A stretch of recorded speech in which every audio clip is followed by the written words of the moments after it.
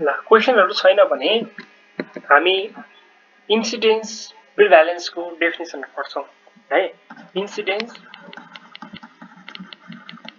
versus prevalence।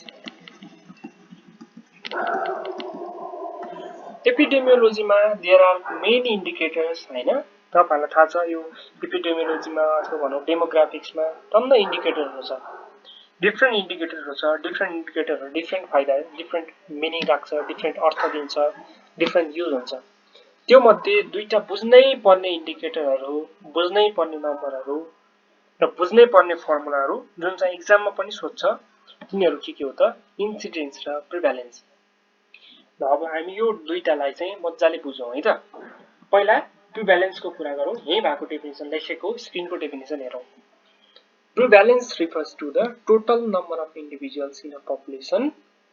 एउटा कुनै पपुलेसनमा certain मान्छेहरु छ, सर्टेन नम्बर छ, जसमध्ये who have a disease or health condition at a specific period of time है त।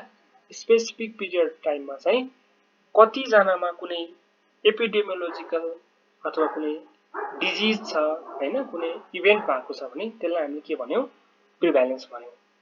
जस्तो अघि मैले दिएको एक्जाम्पल, सपोज तपाईहरु सपोज कुनै एउटा पपुलेसन भन्ने हामी लियौं है त। हामी कति जना छौं यहाँ 12 छ, 18 जना र 17 जना छौं। हामी 17 जना यहाँ छौं।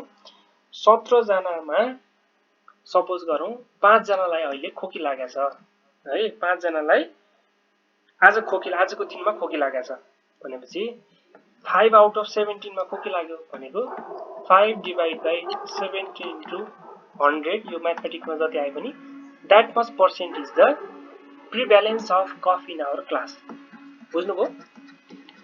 prevalence of cough in class। prevalence को कुरा बुझ्नुभयो? आजको दिनभरिमा हामी 5 जनालाई चाहिँ खोकी लागेको छ, कफ लागेको छ आउट अफ 17। त्यही भएर प्रिभ्यालेन्स कति रहेछ 5 आउट अफ 17 है त। 5 divide by 17 multiplied by 100%। Something percent आउला है, करिब करिब कति आउला 30% जति आउँछ होला। यो 30% चाहिँ प्रिभ्यालेन्स रहेछ है, 30% प्रिभ्यालेन्स रहेछ। ल अब यो प्रिभ्यालेन्स बुझिसकेपछि अब इन्सिडेन्सलाई बुझ्नपट्टि लागौं। इन्सिडेन्स पनि सिमिलर नै हो, एकदमै सिमिलर नै हो, तर यसमा के छ भनेपछि it refers to a number of individuals who develops a specific disease or experience a specific health related event during particular period of time such as month or year। भनेको पार्टिकुलर पिरियड अफ टाइममा देखिने नयाँ केसहरु है, नयाँ event experience गर्यो भने त्यसलाई हामीले इन्सिडेन्स भन्छौं। जस्तो अघि मैले के भने प्रिभ्यालेन्स कति भने 5 आउट अफ 17 भने। हामी 5 जनालाई खोकी लागेको छ, तर आज नयाँ खोकी लागेको भने 2 जना मात्रै हो रे।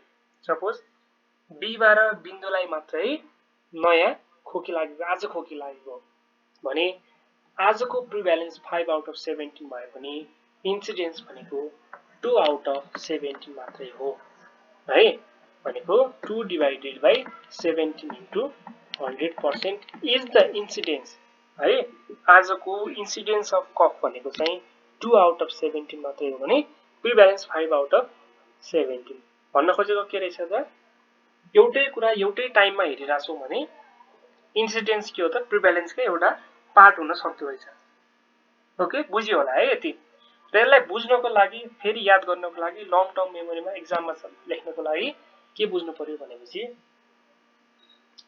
इन्सिडेन्स भनेको न्यू केस हो है। इन्सिडेन्स भनेको न्यू केस हो, जहिले पनि न्यू केस, नयाँ केस हो भने प्रिभ्यालेन्स भनेको एएल छ नि त। प्रिभ्यालेन्समा एएल भनेको अल केसेस हो, अहिले त्यो टाइममा भएको सबै केसलाई हामीले प्रिभ्यालेन्स भनेर भन्छौं।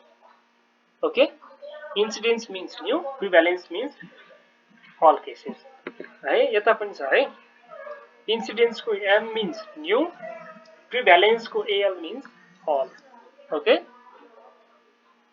प्रिभ्यालेन्स भनेको चाहिँ all cases divided by population at risk र incidence equal to new cases divide by population at risk. यसलाई हामीले पर्सेन्टेजको फर्ममा एक्सप्रेस गरिरहेको हुन्छौँ।